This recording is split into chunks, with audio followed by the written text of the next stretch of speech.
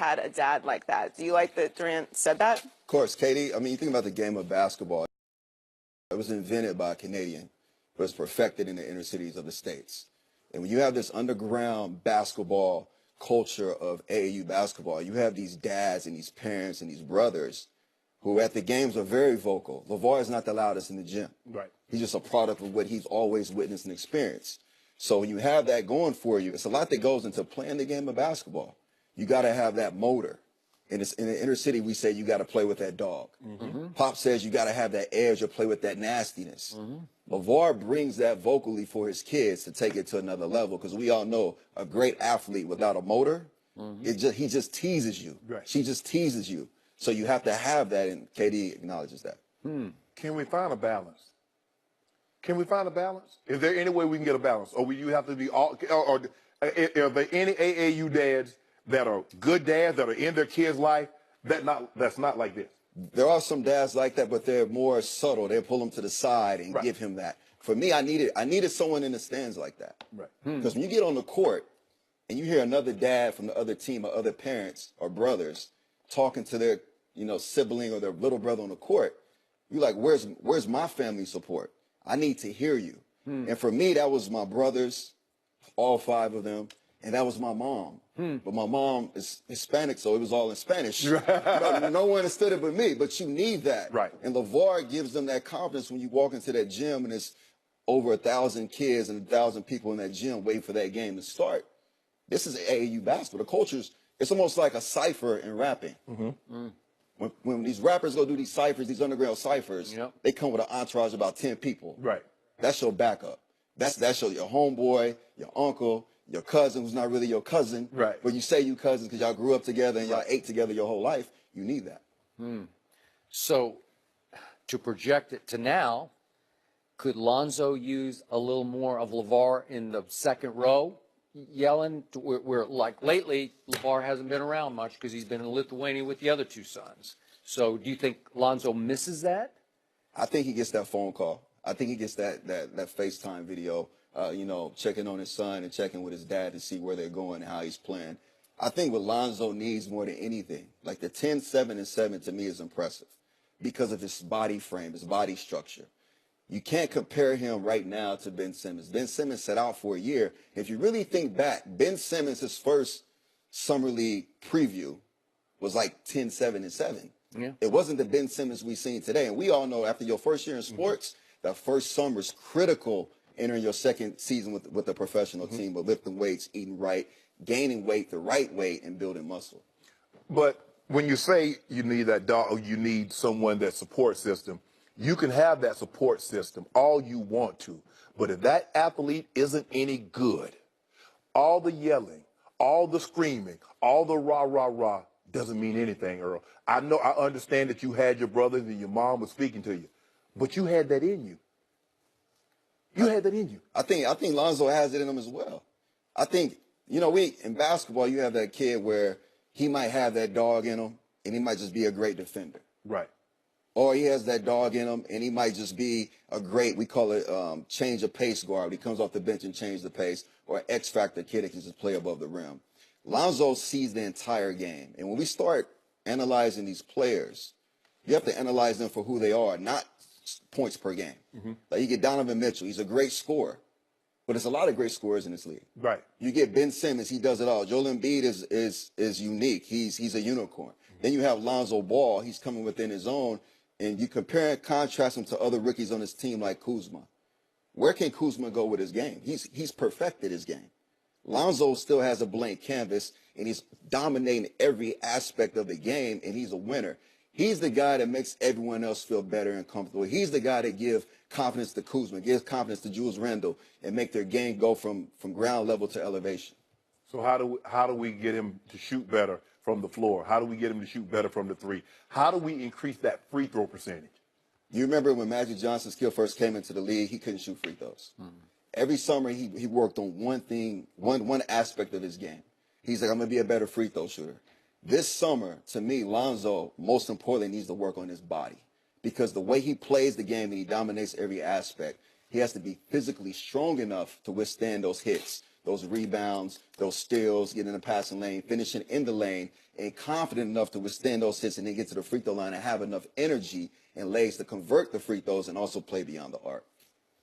So you've been close to the Ball family. You've watched Lonzo come up through AAU. Obviously, you're both UCLA guys.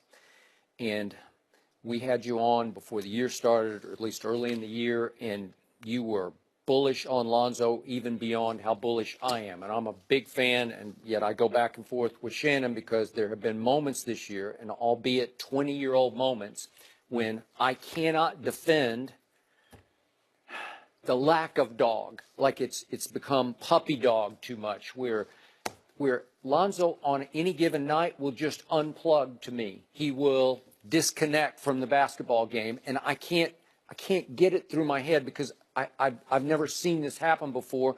Some nights he will come out full on aggressive, and you saw it up close and personal because, and I think it was maybe for you and because of you, you were still coaching the Phoenix Suns, game 2 this year at Phoenix, and he goes 29, 11, and 9, and trust me, because I watched it to the end, and you were sitting courtside, down the stretch, did he not just take the basketball game over? And he's attacking Tyson Chandler in the paint. 3 times he scored up and over Tyson Chandler with the game on the line, right? Correct. Yeah. And then he goes up to Jason Kidd. It was interesting because I think he was like lighting up for you because he loves you and believes in you. Then he goes up to Jason Kidd. He's been compared to Jason Kidd. Mm-hmm. So this is at Milwaukee. And all of a sudden, he goes 19, 12, and 13. 19, 12, and 13, makes 3 out of 5 threes with Jason Kidd sitting right there, front row and center. And is it because who's sitting there watching him? I don't know, because I can give you 10 other games where he just disconnects. And too often he'll dribble the ball up the floor slowly and half-heartedly flip it over to Kyle Kuzma on the wing, and then he'll go stand in the far corner. And when I come in here the next morning, I can't defend that because I don't know what he's doing. Like, he can attack. He can get in the lane anytime he wants to at 6'7" and make things happen. And too often, he doesn't make anything happen over long stretches of the game. What's happening? How do you explain that? This is like a coach's meeting. When you lose a game, you're like, what happened to, whoever, what player? For me, I remove the basketball. Remove the play of the game. And you have to get into the player. You have to have a conversation with the player. What's going on in your personal life? Mm-hmm. Because obviously, as you know, sometimes you can bring that into a uniform. Mm-hmm. You can go on the court, and your thoughts can get lost in what's going on at home or outside that court. No doubt. And for me, when I see him play, I see when those things happen, I see mental exhaustion. I see physical exhaustion. I see when he's hitting his three-point shot, his landing, when he lands is like a gymnast. Like that pad is perfect. He's landing perfectly. And then I see when he's missing, he's like falling apart, like he lost his core. Core is everything in basketball. Mm-hmm. You have to have it, a great balance, the soft, the touch, the explosion, the aggressiveness, but you got to end with something finesse. Mm-hmm. Lonzo, it isn't easy being a point guard of Los Angeles Lakers. That comes with a lot of mental strain. It isn't easy being the next Magic said by Magic. So what Lonzo is going through to me is impressive because you never see him panic. He keeps it internal. He needs to express it and find a way to release it, but he has to come physically more prepared next season, which all rookies do. So that way he can stay engaged in all games, not just physically, because sometimes your mind will leave. Mm-hmm. You have to mentally stay in game the entire time, but physically you have to always be present. Okay, so now back to KD's quotes. I've said several times to you, I wish Lavar had been my father. Mm-hmm. He wasn't around. So I love how much he loves his kids, but sometimes to a fault. Mm-hmm. So we've had crescendos of quotes from Lavar. And the worst of the batch, he called out, seemed like every point guard Lonzo was about to play, starting with Patrick Beverly, like, watch what my boy does to Patrick Beverly. Well, you just can't say he's too skinny yet. He doesn't have, he can't back that up just yet. And the crescendo was when he said publicly, Lavar, that Luke Walton has lost this team. This team is quitting on Luke Walton. Well, think of the position you put your kid in that night, right? Do you think that plays into this? Do you think there's some friction going on there? What? I think everyone sitting at this table says something they wish they could take him back. They could have taken back. Mm-hmm. We've all been there. Mm-hmm. I think putting him in position to say, watch what my son do to LeVar knows Patrick Beverly is a dog. Right. Does he? I need you to beat up my son because in 3 to 5 years from now, Patrick Beverly will not have an existence with Alonzo on the court. Lonzo's going to be so much better, stronger, faster. I seen KD, who was my rookie in Seattle, transition to OKC. We played against Raja Bell. And we know Raja Bell takes his mental game to another level. Right. He'll punch you, whatever it takes. He's a dog. KD couldn't get open. KD would get open his rookie year, catch it, try to make a move on Raja and fall down and lose the ball and travel. I look at Raja looked at me, he was like, hey, what you want me to do? I said, nothing, continue to do that. He has to learn. We're playing against Matt Barnes, who was my teammate in college. Devin Booker, first play of the game, Devin's rookie year. Matt takes a hard foul across the face, the chin of Devin. Devin pushes him. Matt runs over to me, was like, that's how you taught us to do it, right? I'm like, you have to. Don't slow down on him. The next time we faced him was the end of the season of his second season, Devin Booker's second season. ISO Matt, game winner, walked off the court like he knew it was going to happen. You have to go through those trials and tribulations as a young player. And sometimes your parents or your father or your brother might drop you off in the inner city and put you on that court on the playground. Basketball is a playground game. If you can't handle the inner city and you can't handle talking and you can't handle sometimes a couple of fist fights, this is the wrong sport for you. Well, do you think LeVar's master plan was to call out Patrick Beverly in game number 1 so that he could teach Lonzo a lesson on opening night at Staples? I mean, that's some tough stuff, man. That's hard on that kid. It's not easy being the best player in the world. And if you want to be the best player in the world, you got to go through some battles like that. Like for me, my son is 3. I'm most definitely going to put him in that situation. Because if you can't handle that situation, then you won't ever become the best player in the world.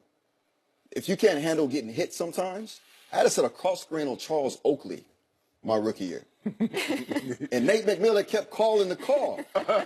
I'm looking like, yo, I got to do what I got to do. You got to hit him. KG, my rookie year, set a screen on me and separated my shoulder. I was out for 3 months. I'm on the ground. I am pissed. The next time I seen KG and he set a screen, I took the hardest foul across his neck and just raised my hand. KG looked at me, started talking crazy. I'm from the hood too. I start talking crazy. We never had any more problems since that moment. So I've seen Magic on TV, and he's great in front of the camera. And then I seen Magic in the gym playing pickup. I had to look back twice to see if that was Magic. Does Lonzo have that in him? See, I know what you say, but see, you raised up in the hood. They in Chino Hill. That's a different area of the woods, bro. Hey, I was raised up in the hood. My son is definitely in the suburbs. But the apple don't fall too far from the tree. LeVar's not from Chino. He's not. He's not from Chino. That family's not from Chino. And now he has to give it to him, whether it's by supplements or putting him exactly in that neighborhood. And Chino's not that neighborhood. Right. So he's giving it to him in other ways. So Shannon Sharp, Yes. bottom line, Lonzo Ball does not have that dog anywhere inside him to reach for? He might got it, but he need to put it might be in his toes. And it's got to come up a long way. Because he different. I mean, his makeup and the way he carries himself is different than Lavar. Lavar, you know Lavar. I don't know. He's got it off the court though. He's rapping. He's got the kids love him. He's got to bring some of it on the court. See, okay, you were that guy. I'm the guy. They dropped me off. I'll be back to pick you up later. I'm cool. I don't know if he that guy that you gonna drop off and say I'll be. Nah, Dad, I'm some kids you drop off at school and they cool. Yeah. Some kids run behind their parents to go with them. Well, we'll find out. Earl, thanks for joining us. Will Brady and Belichick be able to coexist in New England? We'll discuss that with Rob Parker next.